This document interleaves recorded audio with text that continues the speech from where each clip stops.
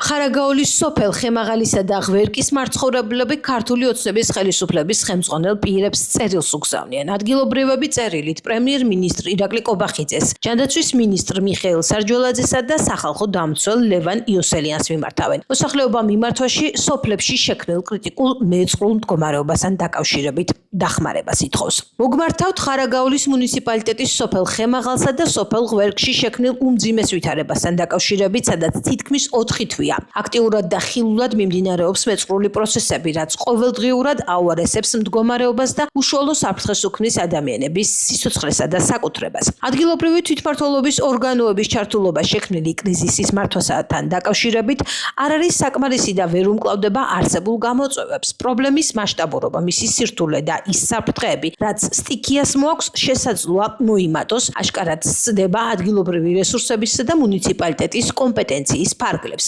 არსებული ვითარება საჭიროებს ცენტრალური ხელისუფლების აქტიურ ქმედებებსა და კოორდინირებულ ჩართულობას, რათა დაძლეულ იქნას შექმნილი კრიზისი რეგიონში. გსურს მოკლედ მოგახსენოთ ადგილზე შექმნილი კრიტიკული ვითარებების შესახებ. ორი სოფლის ტერიტორია დაახლოებით 90 ჰექტარი მიწის ფართობი, რომელიც გამოიყენებოდა საცხოვრებლად და სასოფლო-სამეურნეო საქმიანობისათვის, სრულად დამეწყრილია და გამოუსადეგარი გახდა როგორც საცხოვრებლად, ასევე სასოფლო-სამეურნეო საქმიანობისათვის. მეწყრული პროცესები შეუქცევადია და ჯერ კიდევ პროგრესირებს. გვინდა მოგახსენოთ, რომ ტერიტორიაზე ჯერ კიდევ დარჩენილია ადგილობრივი მოსახლეობის ნაწილი. სიცოცხლისთვის საშიში ვითარებაში. მდგომარეობა მძიმე და კრიტიკულია. მოსახლეობისათვის სასიცოცხლოდ მნიშვნელოვანია თქვენი უშუალო ყურადღება და ჩართულობა არსებული გამოწვევების გადასაჭრელად. გთხოვთ გულისხმიერად მოეკიდოთ შემდეგ საკითხებს და დროულად გაატაროთ შესაბამისი ღონისძიებები ამ გამოწვევების გადასაჭრელად. უპირველეს ყოვლისა ყურადღება მიექცეს მოსახლეობის უსაფრთხოების უზრუნველყოფას და დროებით განსახლებას ღირსეულ საცხოვრებელ პირობებში. ასევე მოსახლეობისათვის უმნიშვნელოვანესია სახელმწიფოს მხრიდან სრულად უზრუნველყოფილი იყოს დაზარალებული ოჯახებისათვის საკუთარ სახლებში არსებული მოძრავი ნივთების, ღირებული სამშენებლო მასალებისა თუ კონსტრუქციული ელემენტების უსაფრთხო დემონტაჟისა და ტრანსპორტირებისათვის საჭირო დახმარება და ხელშეწყობა, რათა თავიდან ავიცილოთ სრული ზარალი. კომპლექსური და მიზეზების დამდგენი გეოლოგიური კვლევა, მუნიციპალიტეტის დაკვეთით მიმდინარე ეგრეთ წოდებული კომპლექსური კვლევის ხელშეკრულება არ ითვალისწინებს მეწყრული პროცესების გამომწვევი მიზეზების დადგენას. მოსახლეობის აზრით, ეს პროცესი წლების მანძილზე გამოიწვია არასწორად წარმოებულმა სარკინიგზო გზის მშენებლობამ, კერძოდ დასახელებულ პუნქტში აფეთქებებმა და მთის ფერდის ჩამოჭრამ 2019-2022 წლებში. 2020 წლიდან სოფლების ტერიტორიაზე უკვე შეინიშნებოდა მცირე ბზარები როგორც გზებზე, ასევე საცხოვრებელ სახლებზე. დღის მდგომარეობით კი მან მოიცვა ორივე სოფელი, რომლებიც მთლიანად განადგურებულია. კვლევა, რომელიც ჩატარდა ადგილობრივი მუნიციპალიტეტის დაკვეთით, დასრულებულია და შედეგებით 7 სექტემბერს უნდა გამხდარიყო საჯარო, თუმცა არაერთი თხოვნის მიუხედავად მოსახლეობისათვის არ ხდება გასაჯაროება. ასევე ჩვენი მოსაზრებით ხელშეკრულებით გათვალისწინებული გეოლოგიური სამუშაოები არ იქნა სრულყოფილად შესრულებული. მოვითხოვთ უმოკლეს ვადაში ჩატარდეს ახალი სრულყოფილი საინჟინრო გეოლოგიური კვლევა, რომელიც დაადგენს მეწყრული პროცესის გამოწვევ მიზეზებს. ასევე განისაზღვროს მისი ჩატარების კონკრეტული დრო და განრიგი. ძალიან მნიშვნელოვანი და საყურადღებოა ის გარემოება, რომ არსებული სიტუაცია ძალიან დიდ საფრთხეს უქმნის არა მარტო ამ ორ სოფელს, არამედ მთელ ხეობას, მიმდებარე სოფლებსა და ასევე რკინიგზას. სოფელ ხემაღალსა და სოფელ ღვერკში მოწყვეტილი მიწის მასა პირდაპირ ჩაედინება მდინარე ყარნებას ხეობაში, რაც იწვევს წყლის მასის რამდენიმე ადგილზე დაგუბებას. მიუხედავად იმისა, რომ პერიოდულად მიმდინარეობს წყლის გამოშვების სამუშაოები, გამოდინების პროცენტულობა ძალიან დაბალია დაგუბებასთან შედარებით, განსაკუთრებით ბოლო დღეებში არსებული უხვი ნალექის ფონზე, რაც თვალნათლივ ჩანს. აღნიშნულის გათვალისწინებით ცენტრალური და ადგილობრივი ხელისუფლების მყისიერი რეაგირება და ქმედითი ნაბიჯების გადადგმა საჭიროა, რათა არ აღმოჩნდეთ უმძიმეს სიტუაციაში. ამ 4 თვის განმავლობაში მოსახლეობას ხარაგაულის მუნიციპალიტეტის მერი მხოლოდ ერთხელ შეხვდა 22 ივლისს. მათი მხრიდან მეორე შეხვედრის დაპირების, ასევე ჩვენი მხრიდან ინფორმაციის გაცვლის მცდელობისა და შეხვედრის მოთხოვნის მიუხედავად მოსახლეობასა და მუნიციპალიტეტს შორის დამატებითი კომუნიკაცია ამ დრომდე არ მომხდარა. სამართლიანი კომპენსაცია და და საკუთრების უფლების მოწესრიგება, ეკომიგრანტთათვის კომპენსაციის ოდენობის განსაზღვრისა და მინიჭების მარეგულირებელი საკანონმდებლო ბაზა და მექანიზმები ვერ უზრუნველყოფენ დაზარალებული ოჯახებისათვის ღირსეული ცხოვრების უფლებას. აღნიშნული სოფლები ყველასთვის მამაპაპისეული ადგილია და წინაპრების საფლავების აქ არის. გთხოვთ თქვენი უშუალო ჩართულობით განხილულ იქნას ჩვენი შემთხვევა, როგორც განსაკუთრებული, რათა მიღებულ იქნას გადაწყვეტილება ხარაგაულის მუნიციპალიტეტის ტერიტორიაზე არსებულ ალტერნატიულ უსაფრთხო და შესაბამისი ინფრასტრუქტურით აღჭურვილ ადგილას ამ ორი სოფლის მოსახლეობის დასახლების შესახებ ან მოსახლეობისათვის ღირსეული კომპენსაციის გაცემის თაობაზე და ყველა დაზარალებულს მიეცეს შესაბამისი და სათანადო კომპენსაცია. გჯერა რომ თქვენი მხრიდან პრობლემისადმი მეტი ყურადღების გამოჩენა და შესაბამისი უწყებების კოორდინაცია გადამწყვეტ როლს ითამაშებს სტიქით დაზარალებული მოსახლეობის მდგომარეობის გაუმჯობესებაში. ჩვენი მოსახლეობის ბედი და მომავალი დიდწილად არის დამოკიდებული ცენტრალური ხელისუფლების მხრიდან დროულ და ქმედით ნაბიჯებზე. ვიმედოვნებთ, რომ უმოკლეს ვადაში მივიღებთ თქვენს პასუხს და დავინახავთ თქვენი მხრიდან რეალურ ნაბიჯებს ჩვენი პრობლემების მოსაგვარებლად. წერია წერილში, რომელსაც სოფელ ღვერკისა და ხემაღალის მოსახლეები ქართული ოცნების მთავრობას უგზავნიან. ცნობისათვის ხარაგაულში აქტიური მეწყრული პროცესები 68 ჰექტარზეა გავრცელებული სოფლებში ხემაღალსა და ღვერკში უკიდურესად მძიმე ვითარებაა. სახლები და სხვა შენობები მასობრივად ინგრევა. ნაპრალების ზომა კი ყოველდღიურად იზრდება. ამ ვითარებაში სოფლებში ჯერ კიდევ ცხოვრობს რამდენიმე ოჯახი. თის ამბების მიერ შეგროვებული მასალებით ირკვევა, რომ როცა ჩინური კომპანია თბილისი-ბათუმის სარკინიგზო მაგისტრალის მოდერნიზებას ახორციელებდა, გვირაბის გასაჭრელად და რკინიგზის გასაფართოვებლად მთას დიდი ხნის განმავლობაში აფეთქებდნენ, სოფლებიც მეწყერ საშიში სწორედ ამ პერიოდში გახდა. სპეციალისტები ხარაგაულის სოფლებში ხემაღალსა და ღვერკში განვითარებულ სტიქიურ პროცესებს სწორედ ჩინეთის რკინიგზის 23 ბიუროს მიერ მთის ძირში გვირაბების აფეთქებებს უკავშირებენ. საკითხზე გადაცემაში რეალურ სივრცეში ისაუბრა გეოდეზისტმა, საზედამხედველო კომპანია ILF-ის ყოფილმა თანამშრომელმა აკაკი კიკნაძემ. გვირაბი გაკეთდა ისე, რომ ერთი მანქანა მასალა არ არის შეტანილი, დაბლა დასაყრელი მასალა, რაც უნდა დაიტკეპნოს, დაისხასიონ და გაკეთდეს მოკლედ ლიანდაგი დაიგოს, ესე რომ ვთქვათ, უხეშად. არ არის სატკეპნის საშუალება 8 კილომეტრიან გვირაბში საერთოდ გავლილი. აი ახლა ეს არის დაუჯერებელი, მაგრამ ვინც იქ მუშაობს, ყველა მიცის, ვისაც მუშავია იქ შიგნით, სატკეპნი კატოკი ეგრეთ წოდებული გვირაბში გავლილი არ არის. 4 ფრაქცია ხრეში უნდა შეტანილიყო, დაყრილიყო, მოსწორებულიყო, დატკეპნილიყო, ერთი მანქანა არ არის შეტანილი. ჩვეულებრივ გვირაბიდან გადმოღებული სტალახი, რაც გარეთ გამოდის, დანარჩენს ძირს ასწორებდნენ და ასხავდნენ. ნუ ეს არის ახლა ეხება იმ გვირაბს. მაღლა სიცარიელეები 7-8 მეტრიანი სიცარიელებია დატოვებული, რომელიც უნდა ამოივსოს წნევით, ბეტონით და შემდეგ დაჯდეს თაღი. თაღს მაშინ აქ ძალა, როდესაც რაღაცაზე მიმჯდარია, ეს სიცარიელები დატოვებულია ჰაერში, ყველა მიცის ეგ. და მოკლედ ეს გვირაბი არის ესე აშენებული. სამწუხაროდ ჩვენ ამას ეხლა ვერ გადავამოწმებთ, მაგრამ გადამოწმება იყო და შეიძლებოდა, როდესაც ეს გვირაბი სანამ ლიანდაგი დაიგებოდა, მანამდე იქ მანქანების მოძრაობა იყო დასაშვები, მეც ბევრჯერ გამივლია, ნუ როდესაც არ იცოდნენ, რომ იმ მანქანაში ინჟექტორი ისე არ გამატარებდნენ და უკვე ფორმა დაკარგული ქონდა, დაბლა აი დეფორმაცია ქონდა მიღებდა. მე ამ გვირაბზე ჩემი მოსაზრება მქონდა, გავწიე წინააღმდეგობა ასევე ნუნისის სანაყაროზე, რომელიც ეხლა ჩვენ უსმენთ ღვერკში და ხემაღალში მიმდინარე პროცესებს, რომელიც მოგონილი იქნება იმ პროცესებთან, რაც აი ამ ზემოთ სოფლებში განვითარდება და რაც მოხდება. ეს რო არ მოხდეს, უბრალოდ არ შეიძლება. ამ ნუნისის სანაყაროში ორ მთას შორის ხეობაში შეტანილია დაახლოებით 5 მილიონი კუბი მიწა. ეს რო დავაკონკრეტოთ, ის მიწა, რომელიც გვირაბებიდან არის გამოტანილი, ეს უნდა გასულიყო დაახლოებით ამ ადგილიდან 58 კილომეტრზე. და შეტანილია 1 კილომეტრში. მე ხარ რასთან გვაქვს საქმე, ხო ხვდებით არა, ეს თანხებზე რო დაითვალო, რამდენიმე 100 მილიონამდე მიწა. რა შეიძლება ამან რო გამოიწვიოს? ეს აუცილებლად უკვე მე რამოდენიმე დღის წინ, როდესაც ვნახე, არ იყო 2-3 წლის წინ ესეთი მდგომარეობა, ნუ ეხა ის რომ მოხდებოდა მე ვიცოდი და ქალბატონინაც დამეთანხმება, უკვე გაჟღენთილია. ფეხით ისეთ ადგილებზე, სადაც გავაკება აქ ამ სანაყაროს, ფეხით უკვე ვეღარ გაივლი. წვიმის დროს მოხდება ჩამოშლა აუცილებლად მოხდება ჩამოშლა. ეს გარდაუვალი პროცესია ნინო მაპატიეთ. გარდაუვალი იქნება, იმიტომ რომ თუ გაჟღენთილია წყლით, აუცილებლად მდგრადობა ამ სანაყაროსი დაირღვევა. და რას გამოიწვევს ეს სავარაუდოდ? ჩამოწვევა მეწყერი იქნება კიდე ახლა. თქვენ როგორც ხელოვნური. 300 მეტრი აქვს სიმაღლე. ეს თლიანად და ქვემოთ დამცა ვიცით რა ვგეკეთებული.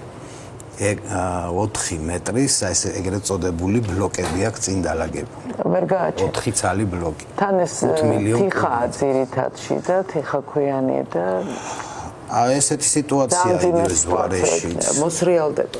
ამ ხალხს თავის დროზე ხმარო ამოეღო, ვერაფერს ვერ გახდებოდა და პროექტი გაგრძელდებოდა, მაგრამ იქნებოდა ის, რომ ნებისმიერ უკვე გაბზარული სახლიც მე როდესაც მიდიოდა რკინიგზის დეპარტამენტში თათბირი იყო, იქ იყო ესეთი საუბარი.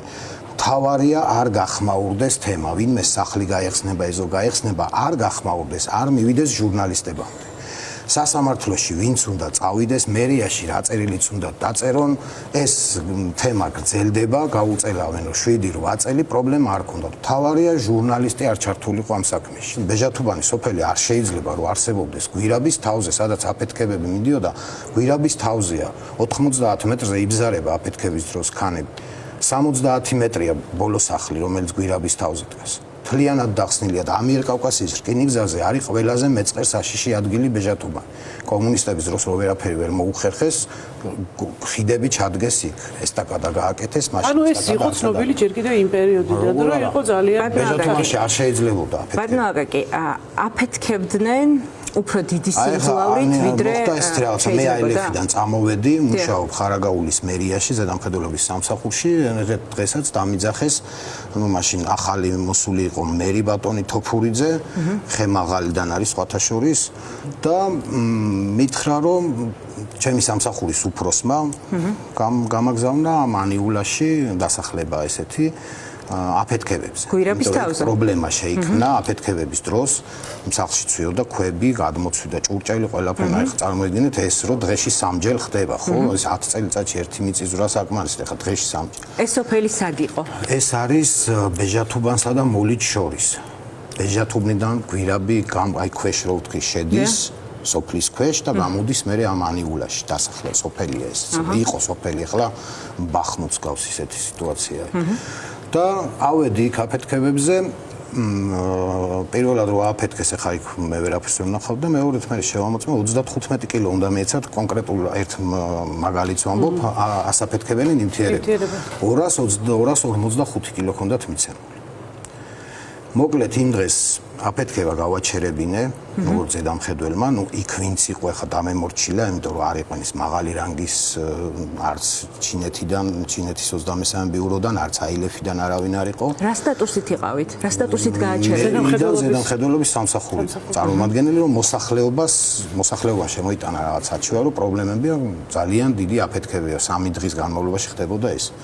მეორე დღეს გავაჩერებინე აფეთქება, იქ პოლიციაც იყო მოსული, პოლიციამ გამკითხა რა ხდებოდა და სხვათა შორის ხმა არ მოუღია, გაჩუმდნენ.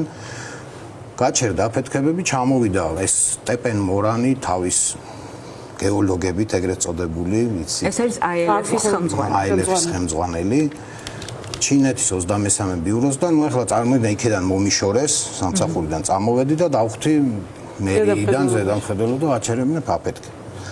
ну არაფერი ხმა არ გამცეს საერთოდ გააჩერეს აფეთქება არ არის პრობლემა არც ხვალ არ იქნება აფეთქებებიო და ჩავედი მეორე დღეს ხარაგაულში და დილით კანცელარიიდან ჩამომიტანეს გათავისუფლების ბრძანება და 2 დღე გააცდინეს სამსახური ну ახლა რა უნდა ქნა ახლა იქ აღარ მუშაობდი და მე ხوار წავიდოდი იქ საფეთქებლად და მოსახლეობას კიდე ხო გეუბნებით ყველა საცინათ მიგდებს როცა ესე საუბრობ როცა ესე ელაპარაკები ყველა დაგცინის ეხლა აფეთქებებს რაც შეეხება მე ხშირად გამიგონია ხომ ამ ხელა პროექტს ვინ გააჩერებს ვერავინ ვერ გააჩერებს კი ბატონო ეს პროექტი იყო გასაკეთებელი ოღონდ ეხლა ეს პროექტი რა მიზნით კეთდებოდა რას უნდა დაკავშირებოდა ღრმაწყლოვან პორტს და ეხლა აქ თუ არა ამ პროექტს ფუნქცია და რატო გაჩერდა 2012-ში და მე რატო გაგრძელდა ამას სხვა ფესვები აქვს ამიტომ ამ პროექტს 2012 წლის მერე ფუნქცია აღარ ქონდა ეს იყო პირდაპირ ამბობ ფულის საჭრელი სტანოკი. აი ესე უხეშად რო ვთქვათ. ფული ყველა აკეთებდა ფულს. არა მარტო მოვიტყვით იმას, რომ ხელისუფლება, რკინიგზა, ვინ არა, ყველა აბსოლუტურად, ბევრი ჟურნალისტი, ბევრი ოპოზიციონერი, ბევრი, ძალიან ბევრი ვინმე. საბურღი მანქანით გვირაბის გაჭრის დროს ვერ იშოვი ფულს. ფული კეთდება ჩამონგრევაში, ზედმეტ სამუშაოებში, დამატებით ხარჯების მოთხოვნაში, როდესაც ზემოდან პრობლემა არ გაქვს, შენ მოითხოვ დამატებითი ხარჯი და ყველაფერზე ხელს მოგიწერენ და რასაც მოითხოვ იმდენს გაძლევენ, შემდეგ ატკატის სახით უკან დააბრუნებ. გვირაბი 7 წელია უკვე აშენებულია და ვერ გახსნეს, ყოველ 26 სექტემბერს და 26 მაისს და 1 სექტემბერს იხსნება, მაგრამ ვერ ხსნიან. ეხლა დაანონსდა, რომ რაღაც მატარებლებს შეიძლება გაუშვან, ოღონდ სატვირთო მატარებლები ესეთი პრეცედენტი მსოფლიოში არ ყოფილა, რომ გვირაბი აშენდეს ახალი, გაუშვა სატვირთო, გაიმეტო ის 4 მატარებლის წამყვანი მემანქანე, რომელსაც სატვირთო დაყავს და სახალხო მატარებელს ვერ ატარებენ. ეგეთი რამე არ მომხდარა, თუ რამე რისკი არ არსებობს, რატო ხდება ესეთი რა ეწერა თქვენს დასკვნაში? იყო განაზომები ძირითადად, სადაც კედლის თაღის სისქე ზოგან იყო 17-18 სანტიმეტრი, 45-ის ნაცვლად, მაგრამ 45-იც არაფერს არ ნიშნავს, მე რაც ვთქვი, მაღლა სიცარიელების დატოვების შემთხვევაში. 2 მეტრიც რო კონდეს სისქე კედელს, თუ 8 მეტრიანი სიმაღლიდან 300 მეტრია ლიხის კედის სიმაღლე გვირაბზე, 90 მეტრზე დაბზარული. იქედან ჩამოვარდნილი ქანი, ის აუცილებლად, როდესაც წყლით გაიჟღენთება ის ნაპრალები, მოწყდება და 2 მეტრი ბეტონიც ვერ გაუძლებს მეგონი იმას. ვერ გაუძლებს დაიშლება. ხო, და მით უმეტეს ეს. ამიტომ აი ესეთი სიტუაციები რაც არის, რაც გვირაბში ახლა რო ვსაუბრობ, ძნელი აღსაქმელია. კი ბატონო, ვერ აღვიქვავთ, არავინ იმას არ შეამოწმებს, სანამ ნება არ იქნება ხელისუფლების რო ეს გვირაბი შემოწმდეს, ვერავინ ვერ შევა იქ და ვერ შეამოწმებს, მატარებელიც ისე შეიძლება გაუშვან, იმიტომ რომ თუ იტყვიან რომ გვირაბი ვერ ფუნქციონირებს, მაშინ ვიღაცას ხელი უნდა დაედოს. ვინ იქნება ეს ხელი, ხო? მე ბამუკა ბახტაძე, ქუმსიშვილი, ეს ყველა ერთად ვართ გვირაბში, მე მაქვს 2-3 ფოტო ერთად გადაღებული. ხო, დაედება ხელი იმათ ახლა, სანამ არ მოინდომებენ იმათ ხელის დადებას, მანამდე გვირაბს ვერავინ ვერ შეეხება. ამიტომ არის ეს, რომ ამიტომ გარეთ ხო ჩანს ყველაფერი, არა? გარეთ რაც ხდება, ეს ხო ჩანს, მეწყრული პროცესები, ეს ჩაყრილი სანაყაროები, ეს ყველაფერი. ხო, ამაზე რო ვსაუბრობ, ერთხელ მაინც სატელევიზიო არხზე გაშუქებული გვირაბების და ამ პროექტის თემა, რომ ესეთი გვირაბები, ესეთი პროექტი კეთდება, ხო უნდა იყოს, ხო, არ არსებობს. ყველაფერი მიდის იქეთ, არა, გახსნის რეპორტაჟების მომენტში, აი ერთი პატარა მე მინახია, რომელიღაც სოფელში რაღაც საქანელა დადგეს და მთელი დღე თქვენ ამბობთ დეტალური გაცნობა არ შეიძლება. იქ მე მოსმენილი მაქვს, კიდე გეუბნებით, არ აყვირდეს ვინმე და არ მივიდეს ჟურნალისტებთან ერთი და არ გაახმაუროთ, არ გააპიაროთ პროექტი, არ ჩავათ, არ თეთრად. ეს იყო მოთხოვნა. კი ბატონო, ერთადერთი უბრალოდ უნდა ითქვას, რომ სადღაც ივნისში 2025 წლის რკინიგზამ თქვა, რომ 99% სამუშაოების დასრულებულია. ეხლა მიმდინარეობს აი ამ ლეგენდარულ გვირაბში. სამწუხაროდ დრო არა გვაქვს, რაღაც ძალიან სწრაფად ისე მე გუშინ წელს უკვე ჩინელები, ჩემეზოში იყვნენ პირადად მოსულები, ეს მოლიცი დამთავრდა ეს პროექტი, გრძელდებოდა ხარაგაულიდან. ეხლა მოლიცსა და ხარაგაულს შორის უნდათ გაყვანა ისევ ამ გვირაბის. აი ეხლა მე ახალი გვირაბით უნდა გაგრძელდეს ეგ პროექტი და შეუერთდეს ხარაგაულს 22 კილომეტრიან რაღაც მეგონი. ძალიან ცოტა დრო გვაქვს. მე მიმართავ იმ მოსახლეობას, რომელიც ცხოვრობს იმ სოფლებში, დეისი, ქვები, ვახანი და ესე გაყოლებული ბოლომდე. გამოვიდნენ, დადგნენ და ეგ პროექტი, აი გვირაბები, აფეთქებებით არ გაკეთდეს, თორე ყველაზე ძალიან საშიში და მეწყერული ზონებია დეისი და ქვები. აი ერთი შეხება და დაიძრება მთლიანად მთელი სოფლები.